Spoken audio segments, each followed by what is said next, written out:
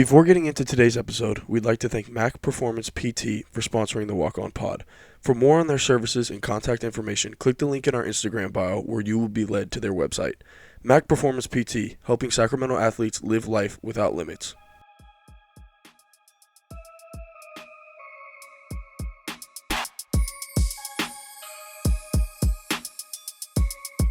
Thank you for tuning back into the Walk On Pod. I'm Luke Abdalovich. Of course, I have Tommy Ball with me, and today I'm going to throw it to our very own self-proclaimed resident hoop historian, Jared Waters, to introduce our special guest today. Jared, go ahead, man.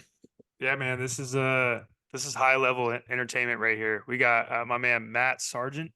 He is the head coach of Notre Dame High School in Sherman Oaks. Current standing Division One state champion.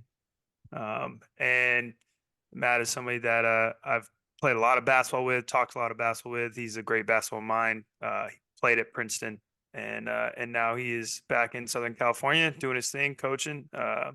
He's coached a couple different spots before Sherman Oaks, but now he's found a pretty successful home there and does a great job. So Matt, as always, to our guests, we will leave it to you to wow us with your knowledge. Yeah. Okay. Appreciate the intro. Yeah, I'll just give like a brief background and then can talk about the specifics of what's happening right now. So I grew up around Southern California. It's an all-state guard. And my dad went to Harvard. My mom went to BU. So education was super important in the family. So I turned down a number of Big West scholarships to go play at Princeton. Tumultuous college career. I mean, I think most of us have tumultuous college careers to some extent or another. But mine was pretty tumultuous in that, misdiagnosed injuries, surgeries, coaching changes, just like all in one big mishmash of a 4-year experience. Never made the tournament. Started my freshman year, but then kind of went a little bit of a downhill through all the turmoil. And then when I graduated, I kind of needed a break from ball. So I spent like 4 years in marketing advertising. And once I got done sitting in a cube writing copy, I was bored of it, got back in the hoop. Met a guy named Shay Frazee like 1 week after I quit my job with no plan. And Shay was a trainer who's since become my best friend. He sort of put me in touch with some families to train. One of the girls that he was working with was going to be a freshman at Los Alamitos High School. They needed a coach. The mom asked me to apply, even though I had no coaching experience at all. I didn't think I was going to get it. I got it. We had a really successful first year, won 20 plus games for the first time in school history, won league first time in school history, first top 10 ranking in that area, first time in school history. Coached 4 Division I players on that team, 1 WNBA player. So I had some talent. As any coach will tell you can't win without talent. Wanted to coach boys, and I was told, right or wrong, that if you coach girls for more than 2 years, you get labeled a girls coach, and that's it for you. So I had to seek a boys job. Coached at a small school called Oakwood that had 1 NBA player that graduated there in 1988. And when I got the job in 2016, hadn't had a 20-win season since then, hadn't made the playoffs since then, hadn't won league since then. In 4 years there, we won 2 league titles, 1 20-win season. But there was philosophical differences in me and the administration about how serious they wanted to get about building the program. So I was looking for a spot that I could turn, or at least have the potential to turn into a state national power. And the Notre Dame job opened up. And for context, so Notre Dame's in the Mission League, which in California is arguably the best league. And then when it's at its peak, it's one of the best leagues in the country. So, but Notre Dame had never had a solid, successful run. So I got the job in 2018. The last time they'd won league was in 2001. Last 20 minutes in 2001. 7 years before I got the job, they went 2-28 in the season and lost every league game. So, but it had the potential just because if you're in a league like that, you could always turn into something because kids want to play in a league that competitive. So it took a while. First couple of years were rough, just sort of building the program out. Third year, we started to get a little momentum. We won 23 games, got to the quarterfinals of Division I playoffs, which was the first we had gone in however many years at that level, and set a state record for 3-point field goal makes in a year. We made 450 or 449 3-point field goals in a year, and we were ready to go on this upward trajectory, and then COVID hit. The COVID season was a mess for us. We lost a couple players and just didn't have a good year. The following year, got back on that upper trajectory, made the open division, which for your viewers might not be aware, in California, in the southern section, there's about 600 schools, or about 550. And every year they pick the top 8, regardless of division, to say, you're the best 8, you compete against each other in your own division. So like to make the open is a really big deal. So we made the open 2 years ago. And then last year we made the open again, won 2 games in our pool play, didn't make the championship, and then got moved down to Division 1 for state tournament, which we won. And this year we're currently undefeated, ranked 3rd in the state, 21st in the country. We got a meeting with Harvard Westlake, who's in our league, who's the 6th ranked team in the country and number 1 team in the state. So it's gonna be wild. And then the other teams in our league are Sierra Canyon, which is obviously like a big national name because of LeBron James.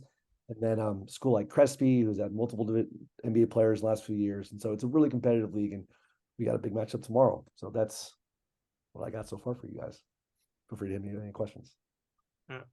I think that was one of the more one of the more poignant intros that we've had. That was and that's thorough again run through.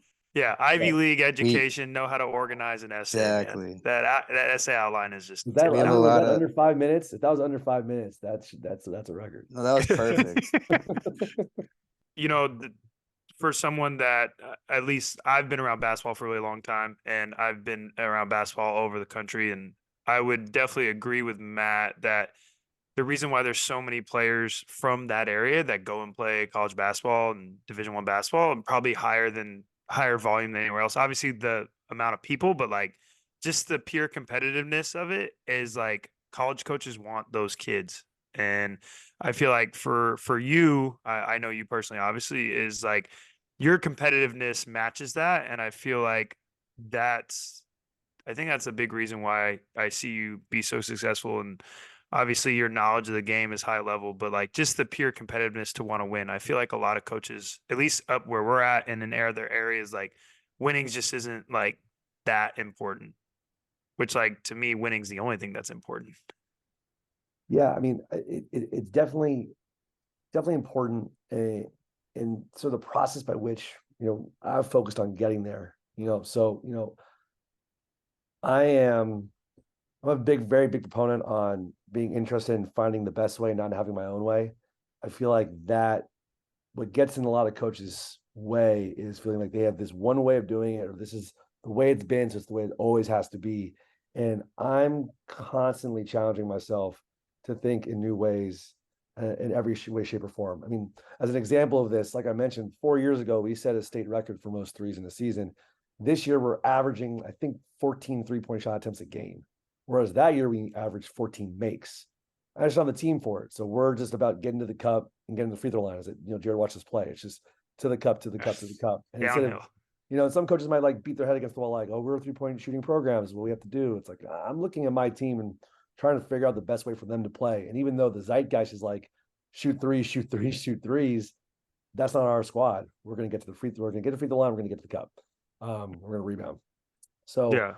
that part of it. And then I'm really big.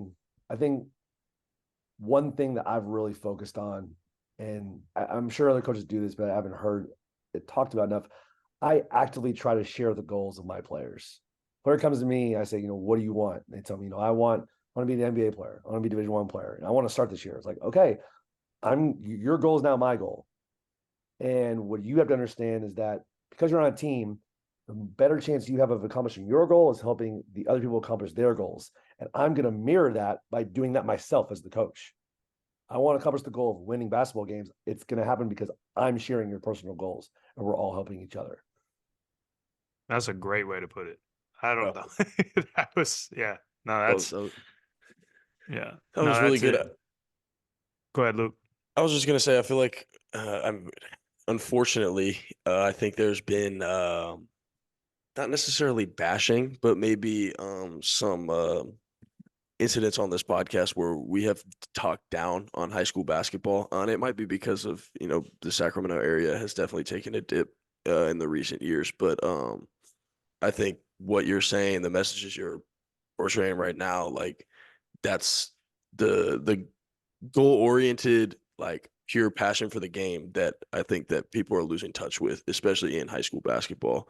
Um, and I think for kids that are trying to get to the next level, one, it's important to know what you need to do and why you need to do it.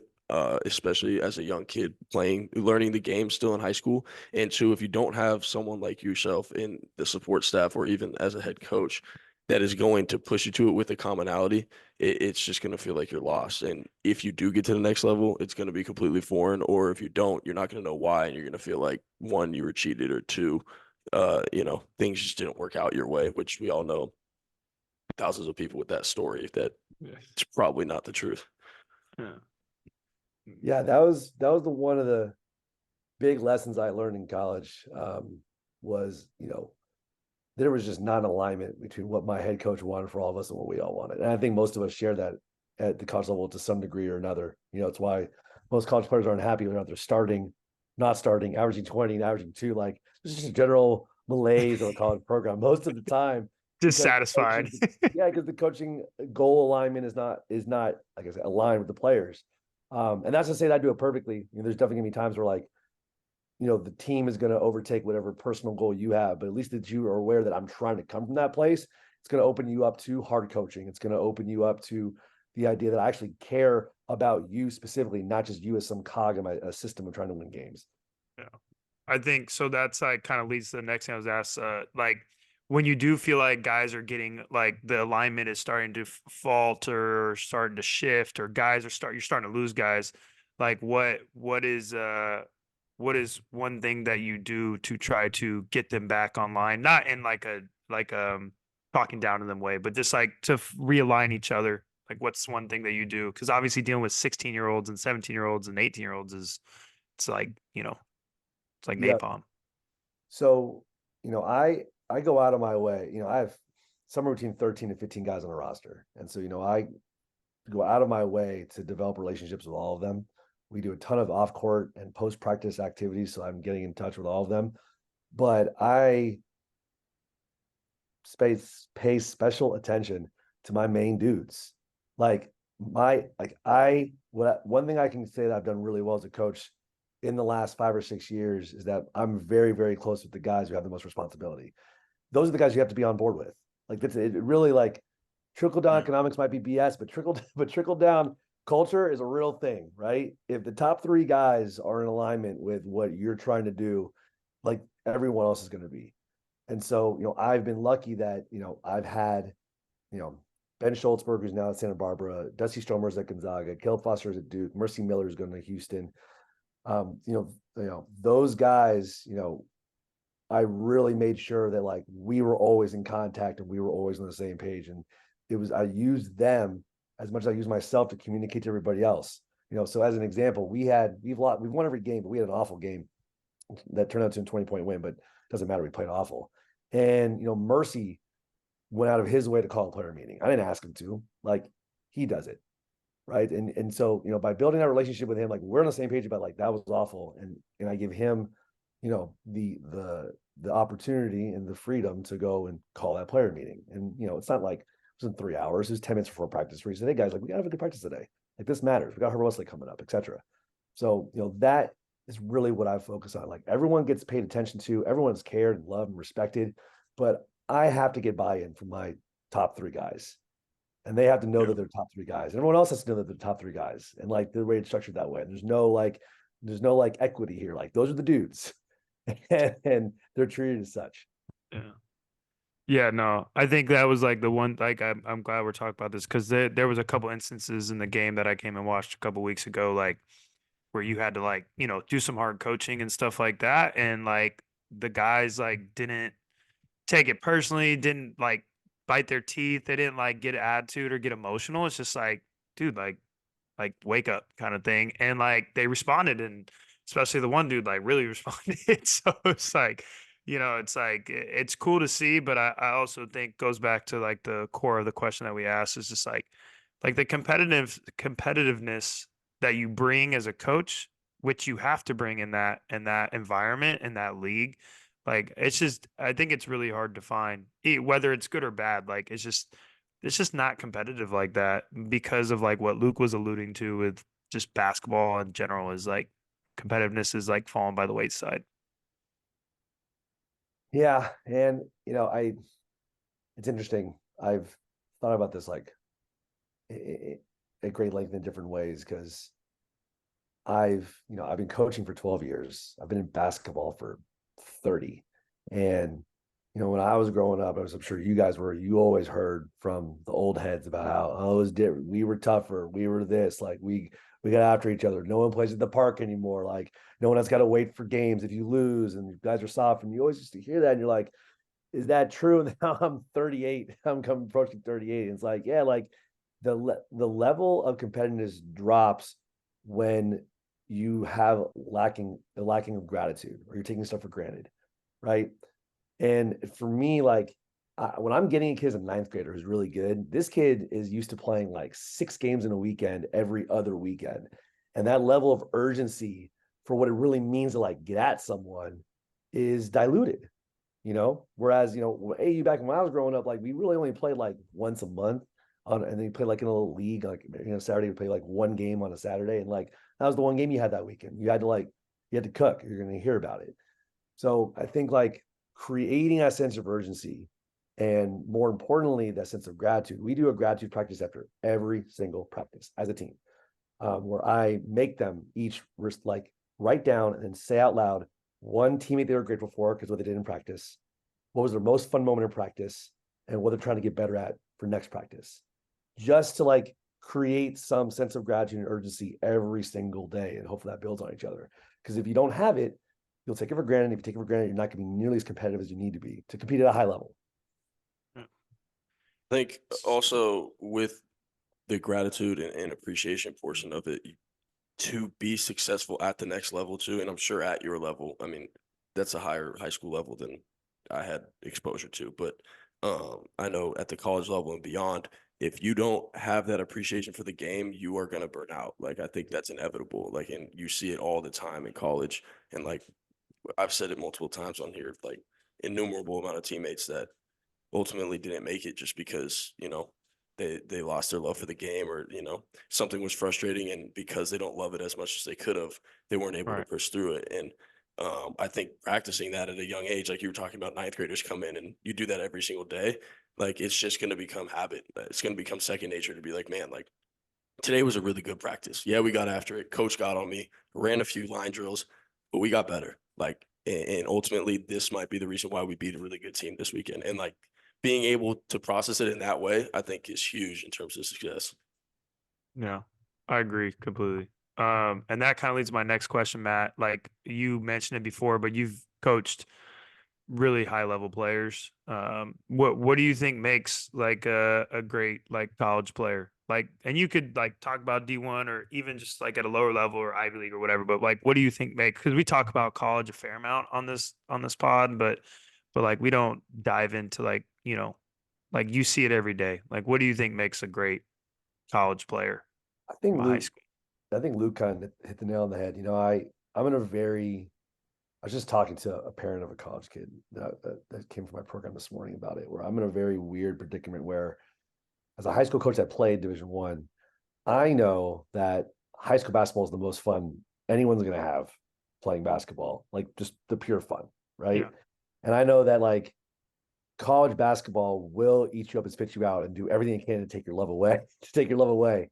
Yeah. And so, how do you communicate to these kids who are like training, working to get somewhere where you're like, man, when you get there, it's not what you think it's going to be. Like, really stay here in the moment because this is Yeah. where it's at. It's very hard to communicate that. So, for me, what I try to tell my players is like what Luke said, like your love of the game has to be salient. That can't go away. And so practically what that means is, I'll get a text from a player, coach is doing this, like morale in the locker room's awful, whatever. Or he'll text me like, had a great game, things are going well. And my response is the same thing every single time. I'll just text back, routines. No. Just stay in your routines. It doesn't matter what's going on. Stay in your routines, keep your love the same, and ride those waves as they go up and down. And like you'll be okay. I think we can have another conversation about like what are the most transferable skills that help someone get from one level to the next. But just surviving college basketball and figuring a way to produce at the highest level you can, it is just sticking with the routine every day, no matter what it is, even if that routine involves resting, fine. And then just like keeping your love salient and not having the love for the game be dependent upon external factors like winning or making shots or your coach liking you or whatever. That has nothing to do with your love for the game. But if it does, you're going to get beaten to the ground real quick. So what you're saying is you got to be living right. Yeah, or thinking right. Gotta be living right. Living right. We right. said we get a lot of living right on this pod. Yeah. So that again, I think that's spot on, and we've had those conversations with people who they think basketball is something that it's not, or they get into basketball for the wrong reasons, and then like they realize it's not what it is, especially when you get to that level in college and the amount like it just turns into a business, right? In a lot of ways. But for the kids that do get to college and struggle, and you kind of deal with it both ways. So this is I wanted to get your take on this. Where you coach, transferring happens like every week. And you've dealt with it specifically, and you don't have to go into details, but you dealt with it specifically like within the last couple months and all that stuff. But like in college, transferring is becoming so normalized now, right? And so why do you think, or what do you think is causing all that? Or is it just going back to the same thing you've been saying? So I don't know if the stats have changed, but I'm pretty sure that I looked this up like 5 or 6 years ago that 39% of people that go someplace as college freshmen don't graduate from where they go as freshmen. That's students. Yeah. So that's just like, forget athletes. It's just like 39% of people that go to college somewhere their freshman year end up not graduating from that place or not graduating at all. Yeah. That's a high number, right? That's So 4 out of 10. I think part of it is that is a very hard decision to make for a brain that has no idea what it's doing. Like, I don't think there's a way to get that right. So that could, again, we can just take the athlete part of it out. Just being an 18, 19-year-old kid trying to make a decision like that you're basically like not going to make a good one regardless, right? And I think I'm a transfer absolutist. I think anyone should be able to transfer whenever, however they want. Like as a coach, my view of this is my job is to make my program a place someone wants to stay, while also a place for someone wants to come to. You know what I'm saying? And if you don't want to be here, like, your kid, your family, you guys can choose whatever you want to be good for you. Like, I've never convinced or begged anyone to stay. I had a high profile kid leave my program his senior, go Sierra Canyon. Like, it is what it is. So I'm a transfer absolutist. I think anyone should be able to transfer whenever they want. Obviously, college and high school is a little different. College, you have this NIL portion of it where you can literally just seek to get another contract. And like, more power to them, right? We had 80, 90, 100 years of kids just completely getting screwed by not being able to get their worth. So we are in a weird market overcorrection right now while we try to figure out what are the guardrails to actually create a legitimate business where kids are going to be held accountable to the deals they're signing. Like, eventually it'll be a point where it becomes semi-pro. Gonzaga will sign my player for 3 years, $100,000 a year, whatever it is. And that'll be, if he wants to transfer, someone's going to buy him out of his contract. We'll end up there at some place. At the high school level, it's because there's no like NIL portion of it. It is, my experience has been, I have a program right now at this current moment where there's very much has to await your turn element where, freshmen, sophomores that come in for the most part aren't getting 20, 25 minutes a game. Like, we got juniors and seniors that can go. There's exceptions to this rule, obviously, but generally speaking, freshmen, sophomores have to wait their turn. So, you came and watched this play. You saw Lino play. Lino is a high major guard. He's a monster. He is, he's NBA athlete right now and developing game where he's going to be a great college player, probably a pro. And as a freshman, he backed up a Creighton commit, and last year he backed up a Duke commit. And so kids that leave my program, they typically leave because they don't want to wait. They'd rather go to a lesser team or like weaker league and play a lot. And like, that's okay too. Like, more power to them, I totally understand that, but I don't think Pandora's box has been opened. I don't think this is going to go away. I think the basketball community has a futile fight trying to stop it. I think the best case scenario is to just come up with some guardrails that are ethical, and then encourage the coaches to build programs where people want to stay. And one way to do that at the college level, don't lie to your kids.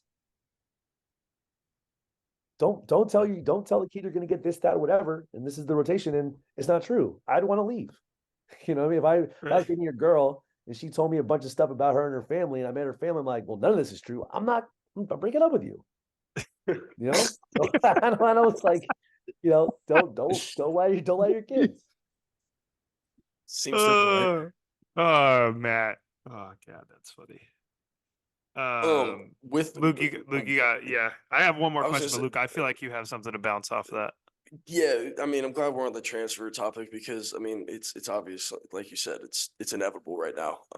It's what college sports is ultimately about, and I think I agree with you in the sense, like you're saying, if someone doesn't want to be there, I'm not going to force you to be there, and like I don't think that's healthy either. But I do think there's a component of, and I think Billy Donovan said this recently, that like in life, not even just in sports, but in life, you're not just going to be able to walk away from a situation because a couple of things aren't going your way, and I think the way that the transfer portal is now set up with how easy it is to transfer and the grass is greener on the other side illusion that's being portrayed is like there's going to be a lot of college kids that ultimately don't become pros, that don't, pan out in the game of basketball. That's just the way that the game works. And you're going to get to a point where in life you have to get a job or you have to do whatever it is that is going to make a living, that there's going to be obstacles that ultimately suck, that you really don't want to do day in and day out.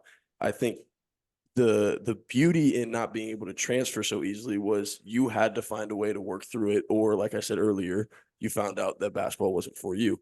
And with the transfer being so easy, people don't have to work through those things anymore. You don't have to, put your nose to the grindstone, really figure out what you want out of either a program or out of the game, or like I'm saying in life with your job, and just figure it out. And I think that is going to create a bad culture ultimately. And I do think NIL feeds into the bad culture because, again, like you're saying, these people are going to sit down in these transfer meetings and it's going to be like, why wouldn't I go over there? They're offering me so and so money. They're going to tell me I'm playing these games on this channel against these players, and these people are going to talk to me. Like, it sounds like the perfect storm, but like, again, I get there, it's probably going to be not what it's like you're saying. Coaches lie to their players a lot, and adversity is going to hit whether you like it or not, and you can't just transfer again. I mean, people do it, but like in life, you can't just transfer. So I think that's my biggest gripe with it, and I know we've talked about it on here before.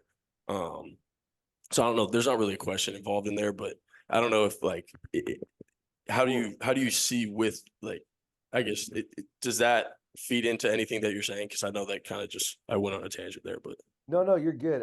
So like there's probably 4 buckets of transfers, right? So, bucket 1 is Caleb Love, Hunter Dixon. Like, I'm gonna go get more money somewhere else, right? Bucket 2 is, a kid that's younger, went to a high major, sees himself not getting playing time, goes down a level, right? So Brandon, what's his name? Who's with the Warriors now, right? Odds. Pods. So Pods was at Illinois. Illinois. Yep. Yeah, Goes to did San play. Antonio. Okay. Yeah. And that's like the successful version of that. But again, like that's just kind of the bucket. Bucket 3, which is a very large bucket, are guys that just think they're good enough and they're not, and they don't get picked up, which is like 50% of it, right? Yeah. And then bucket 4 is like guys that have like a legitimate issue with their coach, school Right. situation, and they're like, it really is like this is just not it, right? And so what's difficult is when you're coming up with guardrails and you're legislating this, trying to appease everybody. Because if you make it hard on someone to transfer, you're hurting the 4th bucket, which is like, this coach is really like, he's calling me the N-word. He's telling me he wants to, F my mother. And like, I don't want to be here anymore. Like, this is crazy, Right. So like, and that happens more often than not. It's not a small percentage. So Right. you want to make sure that those kids can actually get out. And then I'd like to challenge, if I may, in life, you can't just switch jobs. If you're competent, at what you do, you definitely can switch jobs. Mhm. Right. If I'm good at what I do and I'm at a situation in my work, let's call it Google, right? And I don't like the department that I'm in, like I'm at, I'm a software engineer and I've got a good background. I'm confident in what I do. I will be able to go find another job. Mm. I will be able to go find a startup. And on the further end of that, my wife is an employment lawyer. She deals in, workplace discrimination cases and whatnot. And so people will come to her, they'll call her and they'll basically be like, I want to sue. And her first question is, can you get work somewhere else? And if the answer is yes, she's like, you don't sue. You don't spend 5 years on a case somewhere. If you can get employment somewhere else, just go work somewhere else. Let that part go. And so like I challenge that, like, people can't find other work. People do find other work all the time. I think the college coaches would like to say that. Billy Donovan would like to say that, because what a college coach wants is control. And what a college coach wants is to create a culture of fear where you can't find a different, better situation. And I think if all college coaches would come together and just decide that they were just going to, like, be honest. And here's my idea for honesty. And I don't know how this would work, but here's my, like, grand idea for this. Imagine a situation where the honesty for how they view you as a player is directly tied to the kind of contract they offer you, right? So, for example, I've got a 5-star kid, and we'll just make up a coach here. We'll say Mick Cronin. Mick Cronin comes to him and says, hey, Peyton Watson, like, we know you're one and done. We're going to give you a 1-year, $2.5 million deal. Okay. Then he comes to another player and says, hey, man, like, we think you're really good. Let's just use Eric Freeney from a Corona Centennial, who's going to UCLA. We think you're really good. We think you're a 4-year guy. So you're going to get we're going to sign you right now, 4 years, $150,000 a year. And so now the player coming in knows, like, this is how the coach sees me. He sees me as a 4-year guy. They're paying me for 4 years. This is how the coach sees me. I'm on a 1-year deal. If it doesn't work out here, I can go sign somewhere else for 1 year or stay here if I like it here. And, like, you actually, like in the NBA, you use the money of to show the value of how you really view somebody. Now, for college, it's flipped. The NBA, you want longer term deals. College, you'd want shorter term deals. So that would be changed. But again, like, if we're in a free market economy and there's money to be made, then the coaches should be held accountable to communicate how they view players with the money that they're offering them. Yep. No, that's pretty smart, actually. I do think, I think it's also inevitable that the way that the college transferring and everything is set up, that it is going to turn into a similar marketplace as the NBA, where, the deals are extremely public. Just and free like agency, free agency exactly. area. And I also will say, I've talked to a few college coaches that I've, kept good relationships with, that they're now taking the inevitability of transferring as an advantage. So, like, if you have, like, you were talking about Big West schools earlier, like, if you take a Big West school and you recruit someone out of the LA area that they truly believe in, that maybe has offers from a higher division or a higher conference school and all this, but you're like, hey, you can come here. You're going to be able to play immediately. You're going to get good experience, learn from a lot of veteran guys. And if in 2 years you're ready to go, and that's fine. Like, we get it. We understand that's part of the game now. And I think that's the best way to approach it as a college coach, because, like you said, like, I'm sitting here griping on transferring, and I transferred myself. Like, it's going to happen. I think that to ask someone to be at a school, I would have too. Yeah, like, if you're sitting here asking for an 18 to 22-year-old kid to be at a school for 5 years, essentially, it's pretty, in the way that it is right now, it's pretty, like, it's not going to happen. Yeah, unrealistic. So if they're going to pitch it to you like, hey, this could be a stepping stone for you to get to a higher level and prove what we already know you can do, I think, that creates a really healthy dynamic. And then there's less of, oh, like, they weren't doing good by me, or, they didn't give me the platform I needed. Like, no, right from the jump, this is what we expect out of you, and this is what we think we could do for you. And, and it would help them recruit. Yeah, they would help them recruit. They could say to the kid, hey, man, like, we've had 5 guys come here and, to Big West, and end up going to the ACC for 6-figure deals. We develop. Yeah. And that's, like, the funny thing, because on both sides, I think I've talked to assistants at mid majors and low majors. They're afraid to go after kids that are going to transfer because they do get too good for the level. And then on the flip side, those same coaches are keeping the relationships with the high major guys, knowing they're not going to get them the first time around. But when like Boise State, like schools like Santa Barbara, like, they do that all the time, where it's like they recruited that kid knowing they weren't going to get them at 18. but they Yeah. knew, oh, you're going to this school? Yeah, that's not going to work. I'll see you in 3 years, or I'll see you in a year, or I'll see Yep. you in 2 years. Yep. And that's literally how it works now. And it's ruined. It's like made being a high school recruit almost impossible. Yes. If you're Like not top 100. it's, Yeah. man, I feel for my kids because it's, Yeah. Yeah. No, I mean, I deal with it all the time.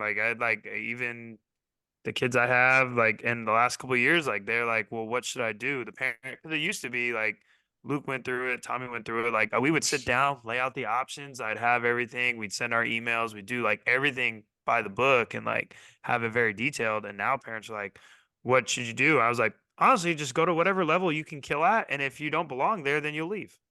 yeah, And if you don't kill, then you're probably where you're supposed to be. I got a sophomore that is like obviously a high major player, and like basically every school is just like, I don't even know what our roster is going to be like next year. I can't even think about sophomores. I'm not even like, yeah, he's good enough. I'll talk to you. I'll talk to you in 18 months. Like, Yeah, it's crazy. No, I think it'll all even out. Like you're saying, we're in a period right now where they're figuring out correction. what's a healthy Yeah. way of doing it and everything. And I and do the old ultimately think coaches it's that want no good. part of it. The old coaches that want no part of it are leaving. That's the other part of Yeah. it. Jay Like, Wright's That's true. gone. in about Like 10 to Jesse's 15 years, you're gone. going to have coaches that want to play this game, you know? Yeah. Yeah. I understand that this is a part of the ecosystem and they're not going to try and fight it. Yeah. Yeah. I have one more question. Was just to shift. Matt, you have, and I'm very vocal on this pod about this, so I'm curious to get your opinion. You have three wonderful children, Thank you. young children. Yeah. Benny is 5 or 6 now. I can't He'll remember. be 5 next week. Okay. Awesome. Happy early birthday to Benny. Shout out Benny. Right. Appreciate it. Hopefully he's sleeping good right now. He's gonna wait for me to be done. Oh man, what a gangster. So with the state of all we've talked about, are you gonna encourage your kids or let your kids play basketball? You know, Benny's a jerk, man. He'll look at me and be like, "Hey, Daddy, I'm not gonna play basketball. I'm playing football. I'm playing football and baseball, and then I'm gonna coach basketball." Like, there's so much insults going on in those 3 sentences. Just like, I don't need to play the thing to be good at coaching it. I'm not gonna play it just to spite you. Like, he's wild for that. I'd rather go get ran into playing football. That's funny. But he's a big kid. He's also really smart. You know, my wife's 5'11". She's a lawyer. So I mean, like, he'll find his own path. He's already coordinating athletics. So we'll see. I think knowing what I know and knowing how I was brought up, I wasn't forced into hoop at all. Like, my parents didn't like make me do anything and, make me go work on my game or nothing like that. So it'll be the same with him. Whatever, he finds his passion, I'll support it and encourage it. Hopefully it's not swimming or like something stupid. I gotta sit on 5 hours watching more than 10-second race. But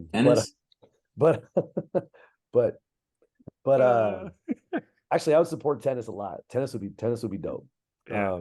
Yeah, tennis and golf are what I'm shooting for, just so you know. I have the next Corda sisters incoming, so. All right. But yeah, like, I think, there's 2 books that I recommend to most parents that I come across that are interested, written by the same author. One is The Sports Gene and one is Range, written by David Epstein. And so the basic thesis of the first book is that, like, the 10,000 hours thing is like, it's not a real thing. In as much as that, like, there are some people that have genetic advantages that they can put in 4,000 hours and they'll be way better than you no matter how many hours you put in. So, like, Luke could put in 100,000 hours. Like, if Giannis puts in 5, he's Giannis. Yeah. And sorry. You know what I'm saying? Like, and that's the case with, like, you can want to be a long distance runner, but if you're going up against a Kenyan or an Ethiopian, like, sorry, like, they're beating you. So that's the one level, which is like, hey man, like, you're coming to me with your son who's a 5'9", Persian kid. Like, I'm glad he works on his game, but like, he's at a disadvantage, like, no matter how good he gets, just by nature of the sport. That's one. The other part is Range, the book Range, which basically argues there's 2 models of development, and we got obsessed with one model and we ignored the other. The model we got obsessed with is the Tiger Woods model, the model of get your kid into a sport when he's 3 and just browbeat him until he's the GOAT. And like, everyone's like, that's the way to do it. The other model is the Roger Federer model. Roger Federer's mom was a tennis instructor, And she did not let him play only tennis. She made him play all the sports until he was 12, 13. And then she said, okay, like, you're into tennis, we're doing tennis. And he also became the GOAT. And so for my mind, if I could like control Benny, which for those of you that kids know, you can't control your kids. But so supposing I could control my kid, I'd make him play every single sport that he was interested in at a high level. And then around 11, 12 for him, be like, hey, what do you love? And then that's it. What you find, the argument in the book is that there's two arguments for why not to do that. First one is the specialization things, the idea that like kids are going to get better than you. And I have one easy example of how this is not the case.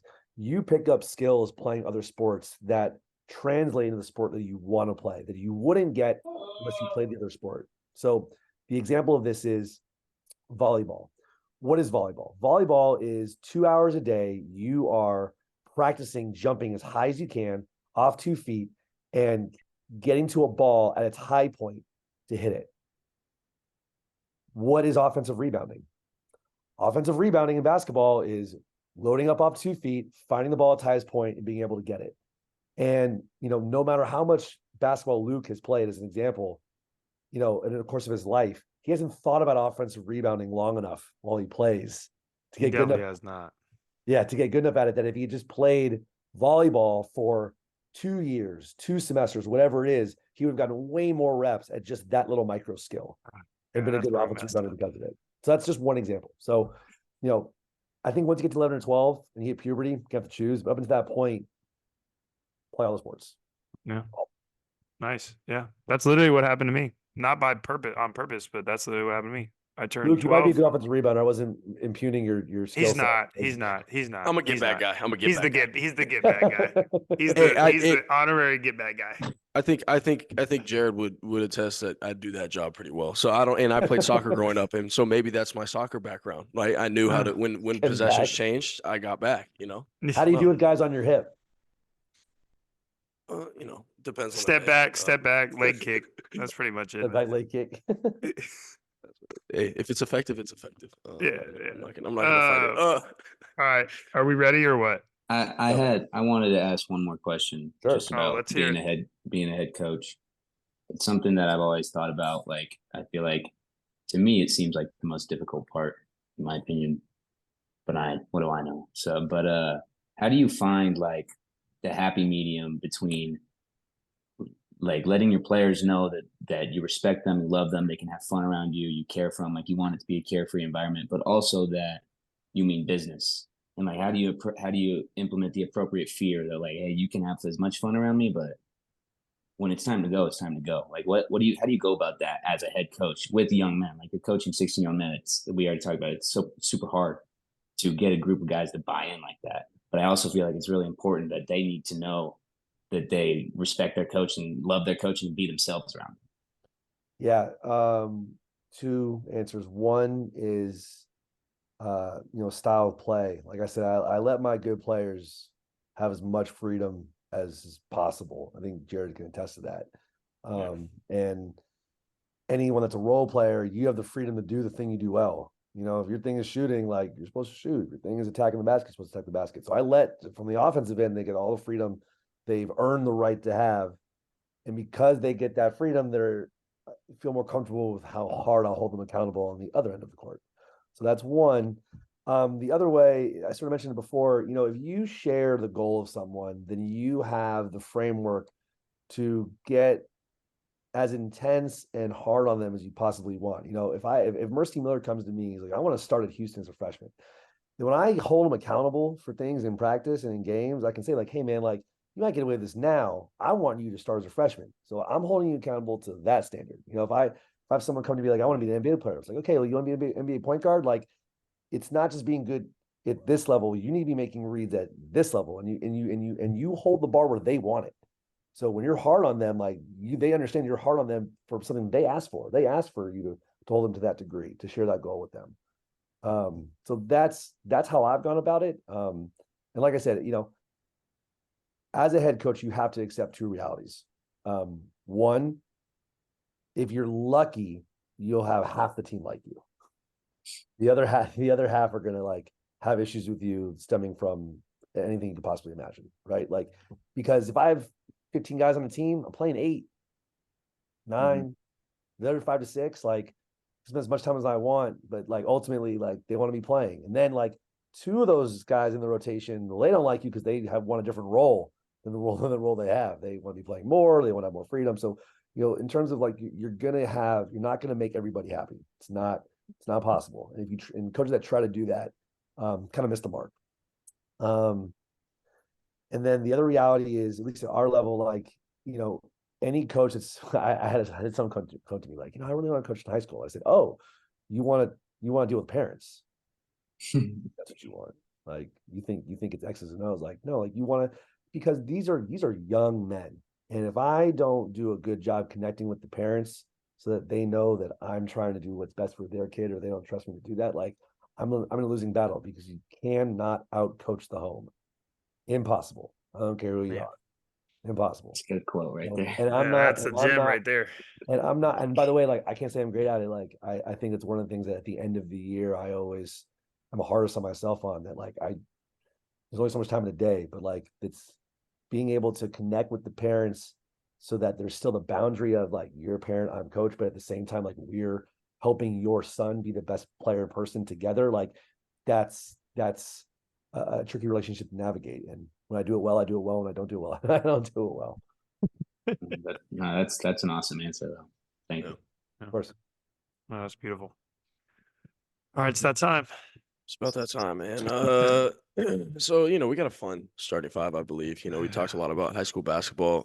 We've talked about, it's changed, it's evolved, and I think part of high school basketball that's also evolved is the hoop mixtape culture. So we do have starting 5 hoop mixtapes slash hoop let's mixtape go. names, My list is so personalities. high level. Are we? Is mean- this like it has to be a Ball is Life mixtape, or is it just like It could No, be- no, it could be anything that had a clip YouTube together highlight YouTube video. It could be It whatever. doesn't If have you to want be to on put YouTube. if you want to put Okay. Matt Sargeant's junior year Belmont Shores. Oh man, I can't tell you something. If there were mixtapes when I was in high school, I would have been a Mac McClung phenom. Receding hairline guy dunking on people would have just been the most viral Viral clips left and right.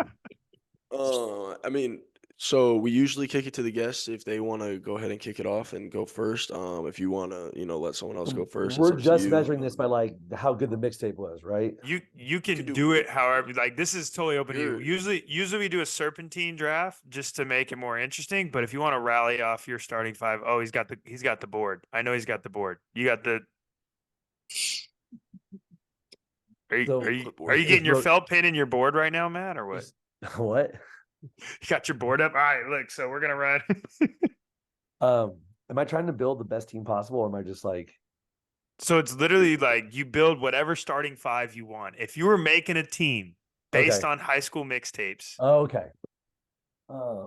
Based on this is interesting. Okay. Yeah. First, So do you want to first go? pick- But you got to tell us if you want to go. You can give us the order who you want us to go, like you, then Luke, then me, then Tommy, or whatever order you want.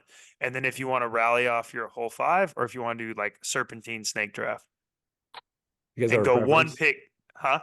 You have a It's up to preference? Want to you. do one? It's up to you, Up but to the snake draft is always very high level.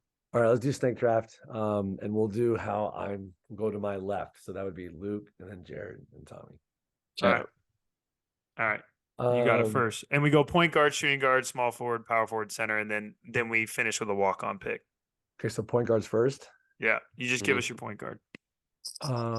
Okay, this is a tough one.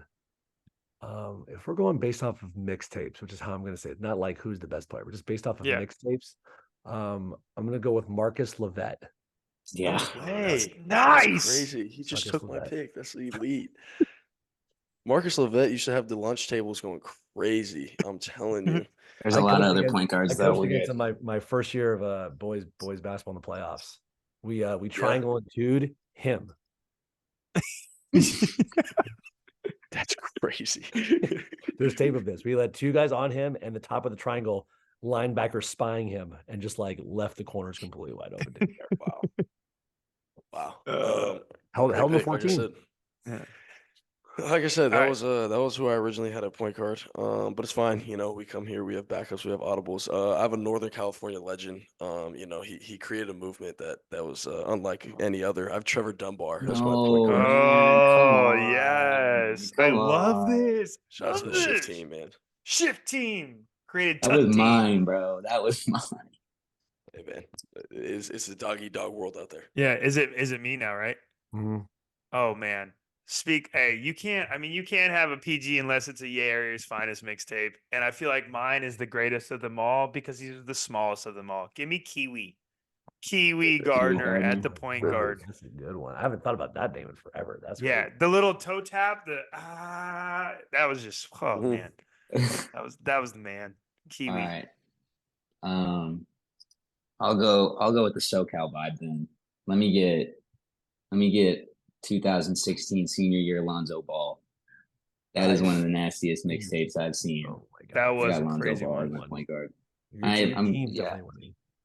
That was nice. My team's definitely winning. Yeah, it's a fire team. So if I got Lonzo Ball, turn around at the 2, we want a guy who can score the rock with ease.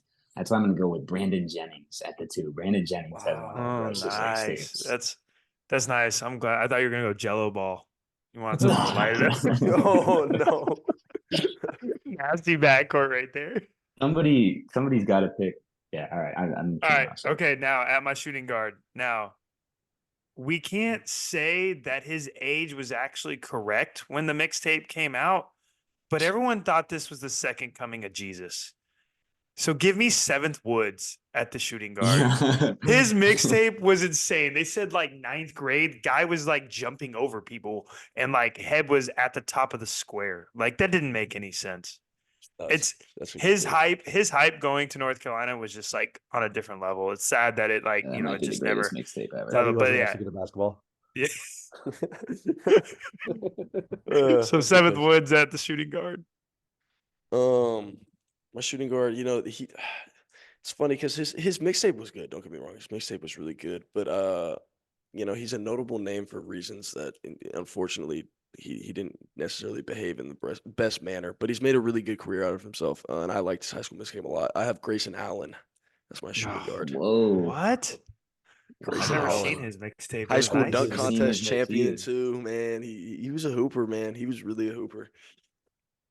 That's crazy. I'm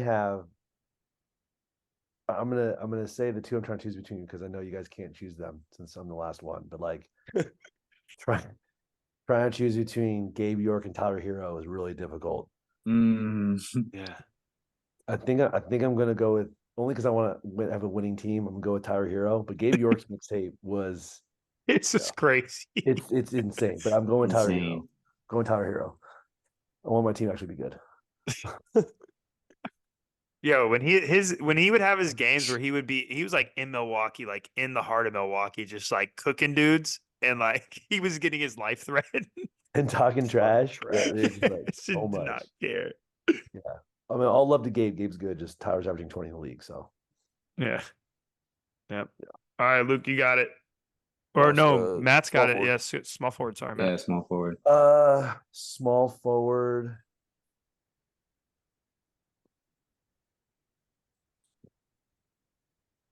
I mean, yeah, and just like the easiest one to pick would be Jason Tatum, right? I think I'm That's a going good with- pick.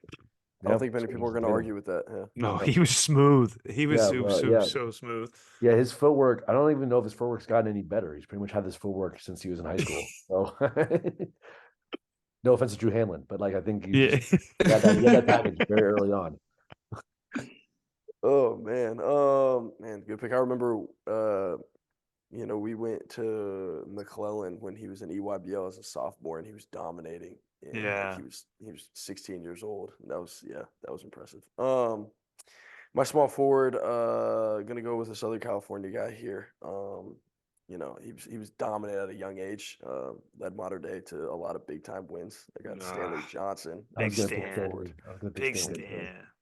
Shout out Stan, man. That's Stan, good guy. Yeah, Stanimal. Remember Stanimal? Yeah, Stanimal. Yeah, he had Showtime on the back of his warm up. I remember when they played at Arco. I was like, "Who is this?" When I looked up the mixtape, I was like, "Okay, makes sense."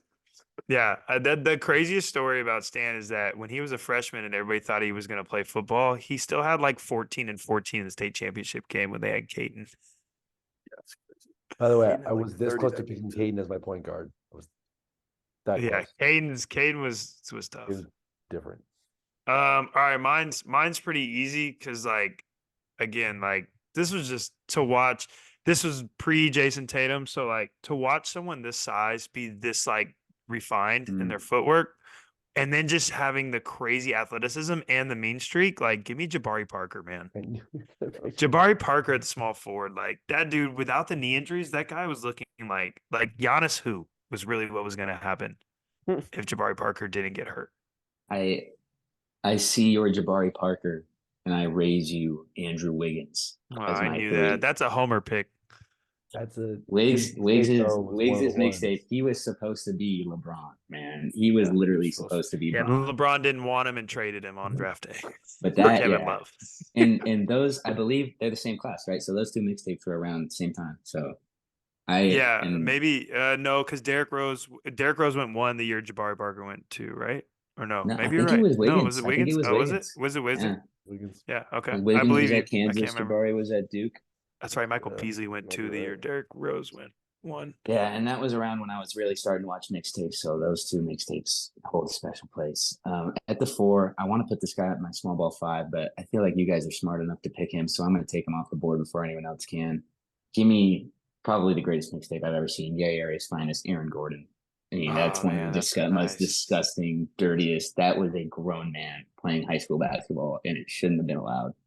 Yeah, it actually was crazy when he came and they played Sheldon. That was I was like, bro, like Sheldon had like 4 college players. It's like, bro, what do you get out of like? What are you guys doing? Aaron Gordon, man. Aaron Gordon. That's a great pick because I had him and my pick that you made my job easy actually. Gotcha. Just despite that, this player is like the mixtape kind of didn't do him. It did do him justice, but at the same time, it looked like he was playing against like little 4th grade white kids. You got to put Zion in there. Like Zion Williamson's high school mixtape, like he came out of nowhere. Like he literally was just a nobody, and then like 6 months later, he's like jumping over people, and then he became the number 1 pick in the draft. Like, and it looked crazy because the school he played at was like it was Country Day. He was literally playing like little white bunch kids. of bunch of kids that look like us. Yeah. And it's He's like getting to he was getting busy, but yeah, He's getting to it. Zion at the 4, Zion at the 4. Yeah, can't go wrong there. Yeah. Yeah, we all had Aaron Gordon. I think that's definitely a hometown pick there. Yeah. It's fine. So we do have an audible here. I'm gonna go with another Dookie here. Harry Giles at the 4. I mean, we're gonna talk about dominance at the high school level. Harry Giles was crazy. He was a grown up like playing. I remember because he was I think he was a class above me, right? And we were in Vegas during the Bigfoot hoops, and they had like the whole Jordan court set up for like the top 8 teams or whatever. And I remember he rolled in, big smile. Everyone loves this guy, like, and they still do to this day. Big smile, dapping everyone up, waving to everybody. Comes in, didn't even warm up, lacing his shoes up as they're tipping the ball off, and had like 10 dunks in the first 5 minutes. Just like fast break, I get the rebound. Oh no, I'm ripping over you, dunk. Like, what do I want to do this time? Euro, opposite hand dunk. I was like, yeah, this isn't fair. This is too easy for him at this point. Harry Giles. Yeah, another guy, knee injuries, man. If he wouldn't have knee injuries, I think he would have been a great player. He's a good dude too, man. Yeah. I know he's a Sacramento Kings fan favorite. Yeah, definitely. Out here. Is he still playing, or is he done? He's on the Brooklyn He's on the Nets. Brooklyn, Yeah. Maybe there'll be resurgence. Yeah.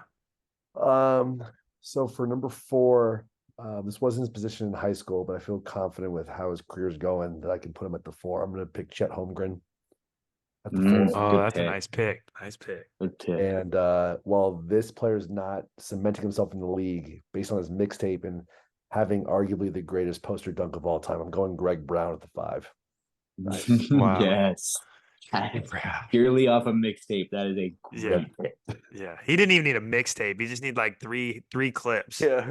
3 dunks. Yeah. 3 clips. I was like, oh, you got it. Yeah. So we can have him rim running and Chet spacing, and no one can score on us in the paint. I'll be happy about that.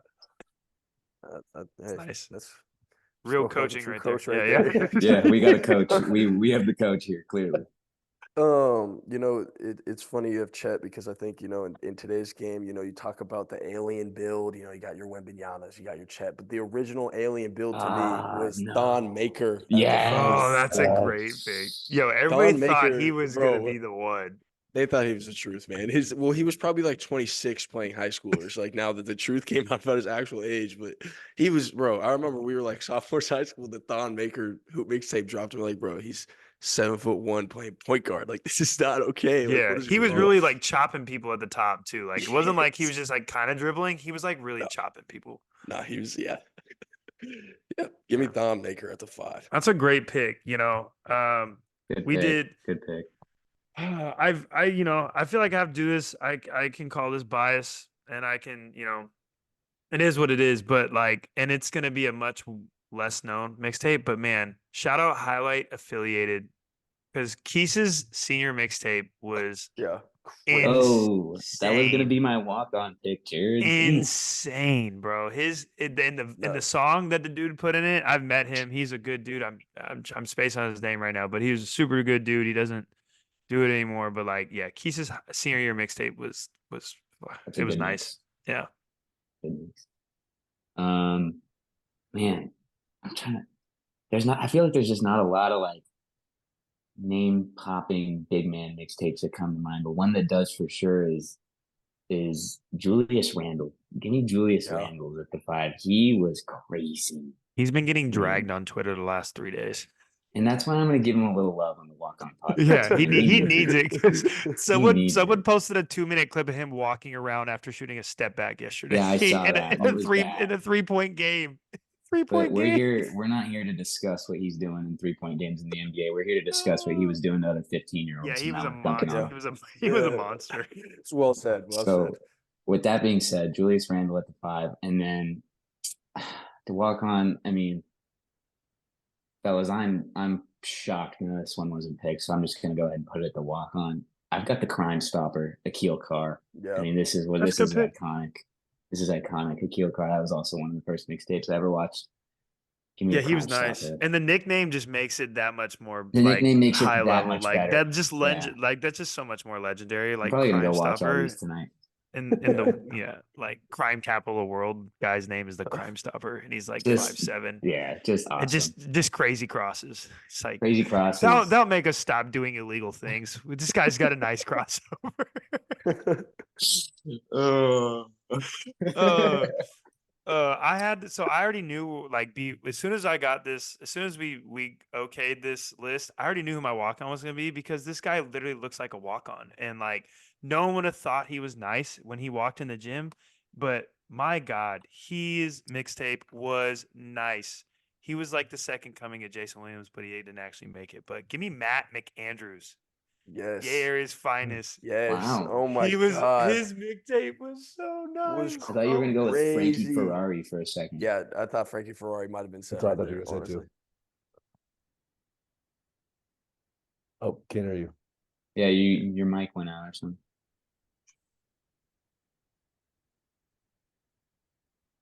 No. We're moving on then. All We right. can do that. Oh, there you Oh, go. there you go. There you go. All right, go ahead. It's Luke, working you got now. Yeah, you're good. Anyway, yeah, I'll fix that. Okay, my walk on, man. Look, I gotta stay close to my roots. Jared did a homer pick. I gotta stay, with a sports courts legend. One of the craziest mixtapes when we were in high school. I'm sorry, I gotta do it. Yeah. Hezzy yeah. Pull God. Give me Oh, Noah God. Blackwell, Noah man. Blackwell, baby. I'm Noah sorry. Blackwell. I have to do it. I have to do it as a walk on because look, I'm like not even mad at it. That's awesome. his high school mixtape was crazy. And like shout out to Noah, man. He's a good dude. He's always held it down every single time we see him. And like, bro, but like I remember and there was reactions to it. This is how you know. This is why I have it as the walk on, just because it made it to kind of a big scale where like these reaction channels were watching it and stuff. Mhm. And like he was a dude that went to Wood Creek, but like the Hezzy polls were crazy in his Yeah. mixtape. It was nuts. Yeah. Wow. I gotta give him the flowers, man. The Yeah, Hezzy polls shout were wild. out Noah. Yeah. He was Drift Team. Yeah, Drift Team.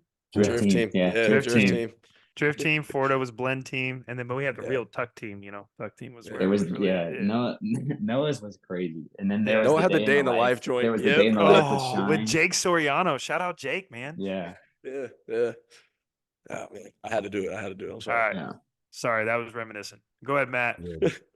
I mean, the comedian in me wants to pick Julian Newman, but I'm not going to do it. That would have been really good though. No, I'm not, I can't. Are you talking middle school hoops TV one? The worst. Might have ruined basketball. No, the first person that came to mind for the walk on, like, this was the first mixtape I watched where, like, I literally saw him do a move and I was like, I don't know how he did that. I don't even know how to recreate it. Isaiah Briscoe. Oh yeah, the Oh. spin, the was reverse spin, really drop, good. step back thing. Yeah, bro. Like that one, that Yeah. was it for me. I was like, bro, I don't even know what just happened. I can't even recreate it. I'm gonna have to slow mo this shit. Is it a carry? Wasn't a carry. Oh, that's crazy. So yeah, I'm going Isaiah Briscoe again. College Really basketball good must pick. him out, but that mixtape was insane. I don't even know what company it was. It was like a random one. It was like something Yeah. TV, like Yeah, MSG him. TV or something like that. It was wild. It was Yeah, There's you got so many good ones, man. Kyrie Walker out there dunking on sixth graders. We wouldn't be a basketball podcast if we don't mention John Wall, Yeah, John Yeah. Wall. Yeah, Austin Rivers. Those are the Yeah. Austin classics. Rivers. Yeah. There's just too many, man. There's Yeah. too many to choose from. Oh, that that was now good there's chatter just too right there. many. Yeah, now there's just Yeah, too many. and now there's quite literally just too many. Anybody. you They're can. not. Yeah, they're not I'm cool not anymore. gonna. Hey, They're I'm not seriously gonna not. name. They're not cool. Hey, so I have a funny story, and because we all, Matt, you don't know him, but Luke's brother, I'm not going to name the company, but Luke's brother, Owen, who plays at Pomona Pitzer, actually, Matt, when he was in high school, he played a AU tournament. He told me this. This company hit him, DM'd him, was like, hey, do you want a mixtape? Like, you played really well. You want a mixtape? And Owen, like, being the very unassuming, like, quiet kid, he's like, yeah, sure. Then the dude was like, all right, that'll be $50. Like, Bro, and I was like, no. That's so bad. I'm good. Thanks, though. Yeah, like what happened to the days when you really had to be good? Like, if you got a Yair's finest, like that meant You were that was a stamped. You were Meant stamped. something. Shout man. out Meant Trav, something. man. Shout out Trav. Yeah. Wait, go over our teams. Who remembers their teams? Yeah, I got I them got mine right written here. down. So Got my written we down. got Matt, we got Marcus Levette, Tyler Hero, Jason Tatum, Chet Holmgren, and Greg Brown with the walk-on coming off the bench, Isaiah Briscoe. Tommy, we're rolling with Lonzo Ball, Brandon Jennings, Andrew Wiggins, Aaron Gordon, Julius Randle with the Crime Stopper, Keelan Carr coming off the bench. Jared's got Kiwi Gardner, Just terrible seventh shot Woods. selection on that team. Jared, your lineup is crazy. I'm not gonna Hey, lie. The Lonzo's about mixtapes to are feed. crazy. Lonzo's about to feed my guys, though, man. Let me tell you, Yeah, Yeah, I Akil guess Carr's that's not passing the ball back. Akil Carr is playing 18 minutes a game. Jared, your team is a little crazy.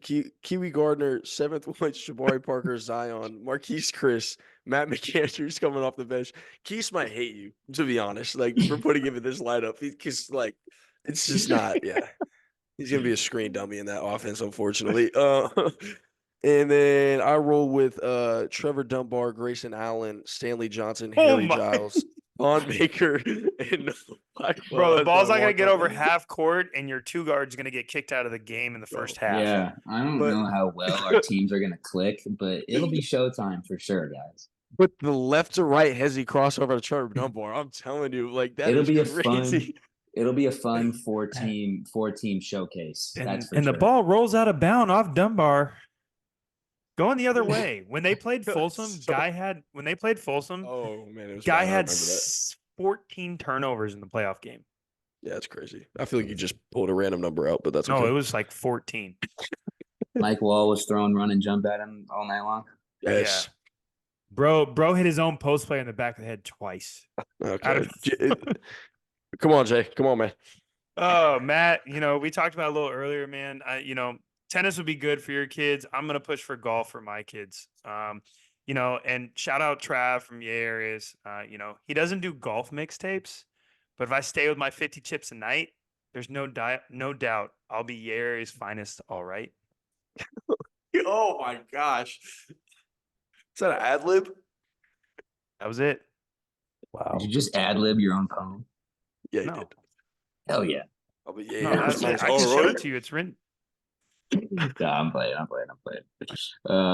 Matt, thanks a bunch for hopping on here, man. This was a lot of fun. Yeah. Clearly my Appreciate internet you guys didn't want to having work me. at the beginning of the episode, but I heard most of your message, so I had a great time. Awesome. Appreciate you guys having me. It was a lot of fun. Thank you, Matt. We appreciate you, Yeah, brother. thank you. And we wish you Good luck. the absolute best of luck tomorrow. It's a big tomorrow, game, get the so dub. great luck. Will do. Appreciate you guys. Yep. That being said, episode 76, these are your favorite walk-ons. We're walking out.